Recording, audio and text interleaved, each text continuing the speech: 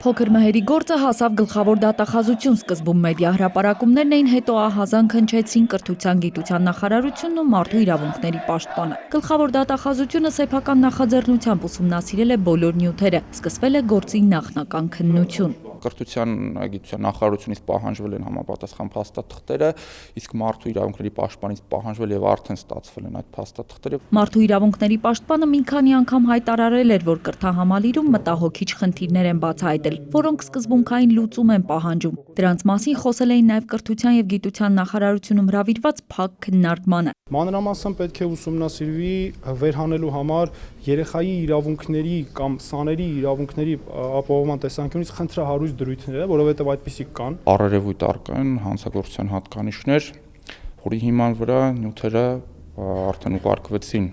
համապատասխան ստորաբաժանում։ Աղմուկը բարձրացել էր նոյեմբերին, երբ փոքր մհեր կրթահամալիրի սաները պահանջել էին տնօրենի հրաժարականը։ Նրանք բողոքել էին, թե դրանից մեկ ամիս առաջ նշանակված տնօրենը պարբերաբար սպառնացել էր իրենց եւ վիրավորել։ Ինչ է իրականում կատարվել փոքր մհեր կրթահամալիրում։ Գլխավոր դատախազությունը իրավական գնահատական առայժմ չի տալիս։ Հանցագործության առկայությունը կամ բացակայությունը կարող են հերքվել միայն օրենսդրությամբ նախատեսված համապատասխան գործողությունների իրականացման արդյունքում, որոնք դեռևս չեն ավարտվել։ Գործի նախնական քննությունը կավարտվի 10-օրյա ժամկետում, դրանից հետո պարզ կլինի՝ հարուցվում է քրեական գործ, թե ոչ։ Ընթացքը հսկում է Կոտայքի դատախազությունը։ Նելի Հարությունյան, Արմեն Շահոյան, ժամը լրատվական։